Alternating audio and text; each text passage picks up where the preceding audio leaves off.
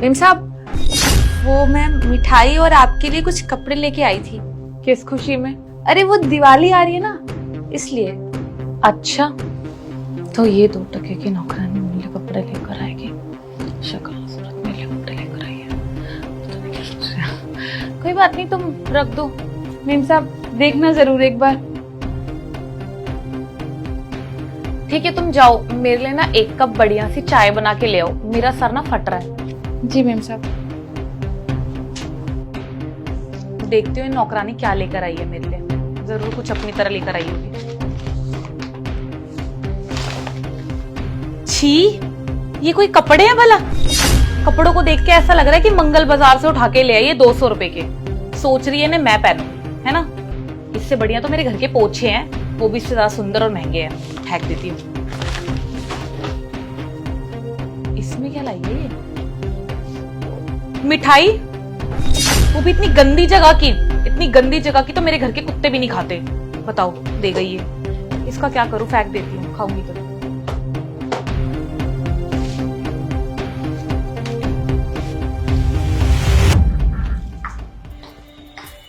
सुनो, तुम आई गई हो ना, तो मेरा कैबिन अच्छी तरह से क्लीन कर देना, क्योंकि मुझे एक इम्पोर्टेंट मीटिंग में जाना है। तो जब तक मैं लौट के आऊँ ना, उससे पहले मुझे मेरा कैबिन क्लीन मिलना चाहिए। ओके? जी मेम साहब, अभी करती हूँ।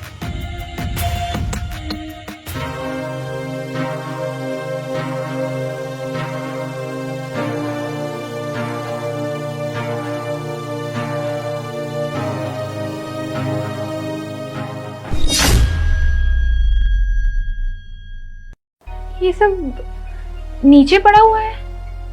ये गिफ्ट तो वही है जो मैंने मालकिन को दिए थे। इतने प्यार से लाई थी मालकिन के लिए।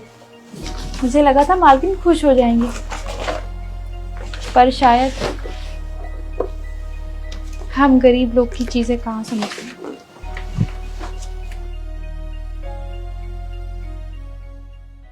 हाँ हाँ, बस मैं फाइल ही चेक कर रही हूँ, सब कुछ ठीक है कि नहीं। उसके बाद ना मैं साइन करके फाइल भिजवाती हूँ। मेम साहब, क्या है? तुम्हें दिख नहीं रहा है मैं फोन पे बात कर रही हूँ? बीच में चिल्लाना जरूरी है? इंपॉर्टेंट कॉल है ना मेरी, 2 मिनट रुको। अब करती हूँ मैं तुम्हें, ठीक है? क्या हुआ? क्यों चीख रही हो?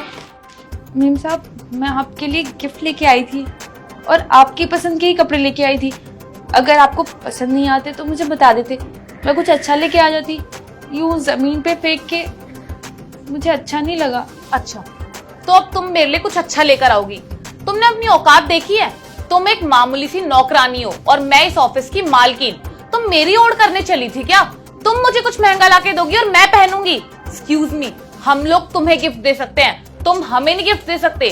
तुम मुझे नीचा दिखाना चाहती थी ना, कि तुम मुझे गिफ्ट दे दोगी तो हम दोनों इक्वल बैलेंस कर लेंगे, मैं तुम्हें अपने सामने चेयर पे बिठाने लग जाऊंगी। नहीं, तुम इस ऑफिस की एक नौकरानी हो और अपनी औकात में ही रहो। अपनी औकात से ना बढ़ने की बिल्कुल जरूरत नहीं है, मुझे नीचा दिखाने की कोई जरूरत नहीं है। और जो ये तुम मंगल बाजार से कपड़े लाई थी ना 200 रुपए वाले, उससे महंगे ना मेरे घर में पोछे यूज होते हैं, समझ गई? तो आइंदा से ना ये गलती बिल्कुल मत कर देना। कल दिवाली है, आके अपना गिफ्ट लेके जाना। और ये गिफ्ट है ना, या तो तुम खुद पहन लो या तो जाके कूड़े फेंक दो, लेकिन मेरी नजरों के आगे ना ये गिफ्ट मुझे दिखने नहीं चाहिए। Now get lost. और बताइए दीक्षित जी, सब कैसा चल रहा है? आपका शोरूम ठीक चल रहा है? मैम, काम का तो आपको पता ही है, कभी मंदा कभी तेज, ये तो चलता ही रहता है। समझ सकती हूँ, आजकल सबका काम ऐसे ही चल रहा है। अरे अरे तुम? दीक्षित जी, आप इन्हें कैसे जानते हैं? हाँ मैम, ये अभी कुछ दिनों पहले हमारे शोरूम पे आई थी। आपको पता है, इन्होंने अपनी मालकिन के लिए पूरे 15,000 की शॉपिंग करी थी, सिर्फ एक ड्रेस। मालकिन के लिए? शायद आपने मैम के लिए वो ड्रेस खरीदी थी। मैम, आप बहुत लकी हो कि आपको ऐसा स्टाफ मिला। आपको पता है, जब ये हमारी दुकान में घुसी थी तो मेरे को लगा कि पता नहीं ये कोई काम वाम मांगना आई होगी, झाड़ू पोछे के लिए आई होगी। लेकिन जब मैंने देखा कि ये ड्रेस ले रही है, वो भी इसने 15,000 की ड्रेस सेलेक्ट करी, तो मेरे से भी रुका नहीं गया। मैं ऑफिस से बाहर निकला, सीधा शोरूम पे जाके मैंने पूछा कि आप इतनी महंगी ड्रेस किसके लिए ले रहे हो, आपके पास इतने पैसे हैं भी या नहीं है। तो तब इसने बताया कि अपनी मालकिन के लिए ड्रेस खरीदना चाहती है। और फिर इसने बताया कि ये पिछले 5-6 महीनों से 1000 2-2 रुपए जोड़ रही है, सिर्फ और सिर्फ इसलिए कि अपनी मालकिन को दिवाली पे अच्छा गिफ्ट दे सके। आप बहुत लकी हो मैम, जो आपको ऐसा स्टाफ मिला है।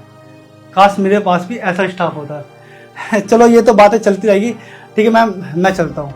जी दीक्षित जी, मैं मिलती हूँ आपसे बाद में, शोरूम में आती हूँ कभी।